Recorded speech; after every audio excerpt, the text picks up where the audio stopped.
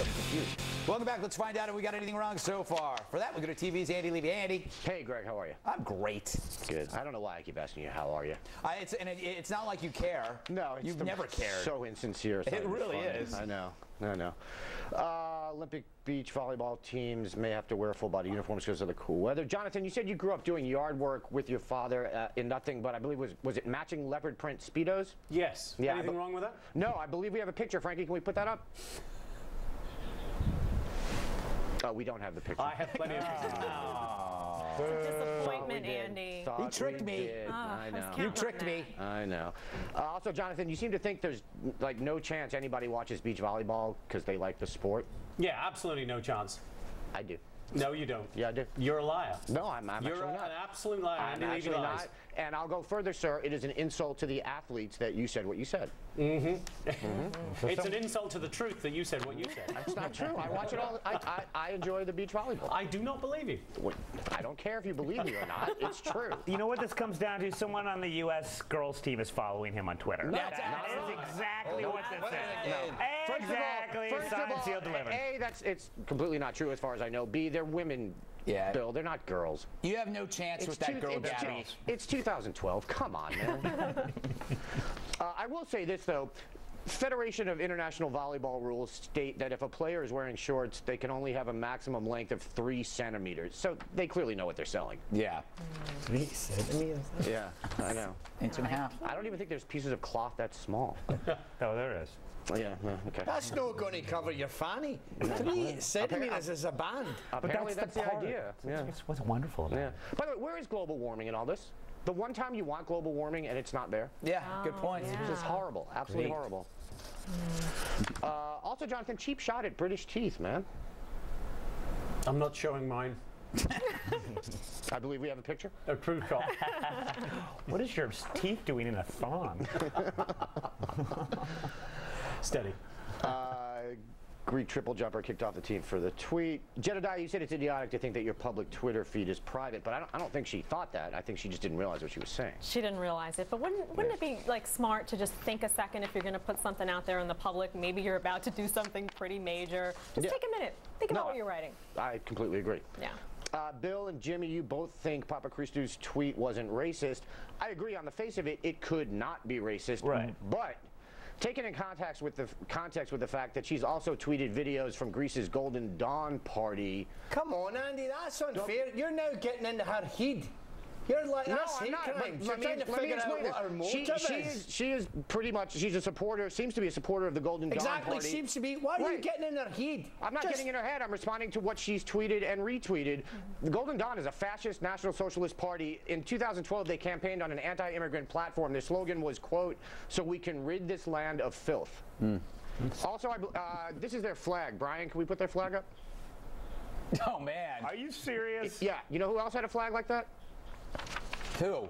I don't know. Some guy. I know. Oh, V, the miniseries. Look, The aliens had that. That's the problem now. You've got to get back into Greek immigration issues and all these motives and stuff. Just forget that. Treat the tweet as a tweet. It's just a joke, for Christ's sakes. I don't think it was a simple joke. I think it was a reference, not necessarily, let me finish, not necessarily racist, but anti-immigrant. I think her point was that... Immigrant? They're bloody athletes that are visiting to do the bloody games. No, they're not. The games aren't in Greece. She was talking about how many Africans are in Greece, not athletes. It had nothing to do with athletes.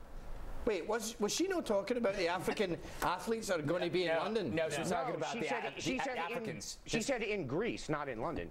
Oh. And by the way,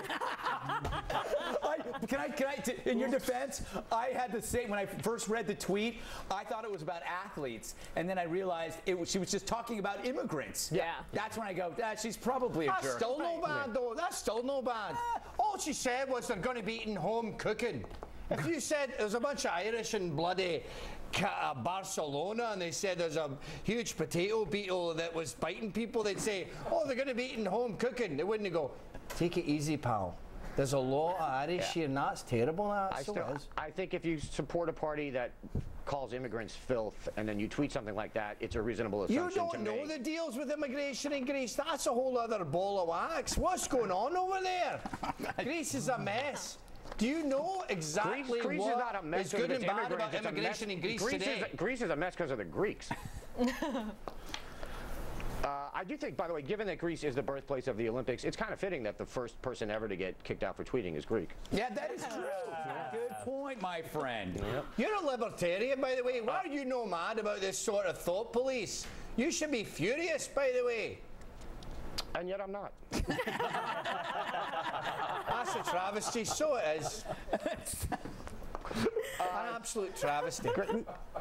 No, as a libertarian, I don't like people who refer to immigrants as filth.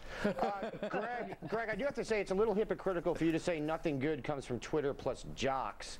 I think we all remember earlier this summer when Olympic swimmer Ryan Lochte tweeted, quote, "Got a shave for tomorrow, the start of Olympic trials, but can't shave my back, help me out, LOL." And you were on the first plane to the trials. You know that's true. So That's true. don't say nothing good comes from this. Yeah.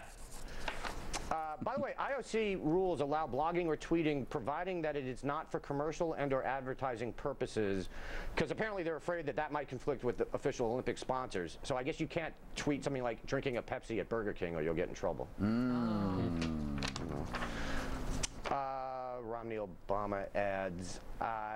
The only thing I really have about this is NPR interviewed a behavioral psychologist at Duke who recently did a study asking people to what extent they think that their candidates that it's okay for their candidates to be dishonest if it promotes their political agenda. And he found that people were generally okay with politicians from their own party being dishonest to help them get elected. Sounds about right. That's sad. Is it sad? He did find also, this is a quote from him, this was a slightly more endorsed position for Democrats than Republicans, so the Democrats are more willing for their politicians to lie than the Republicans. Aye, because they're bloody communists. They love the ends justifying the means. That's how they live. They start at the end. See, this is the thing with the left. They get a thing of cards, right? They go, I want this to be a royal flush. They don't take the cards they're dealt. They go, oh, that's no royal flush. All right, take a Sharpie. 10, Jack, Queen, 8. Right, royal flush. Here we go. I'd like to give a shout out to whoever has to do the closed captioning for this program. That is going to be awesome. Now that is bloody racist. So it is. My thoughts and prayers are with you, sir, and your man. I am done. The scary thing is I'm beginning to understand everything he says. Time passes. I know, it's like Shakespeare. You get into our Glaswegian iambic pentameter and you can understand every bloody word. As long as you've watched So I Married an Axe Murderer, there's no problem understanding it. He's no Scotch. Thank you, Andy. Coming up, what do kittens dream about? It's not a story, just something Shep texted me today. What's the latest in potato chip packaging? The story President Obama doesn't want you to hear.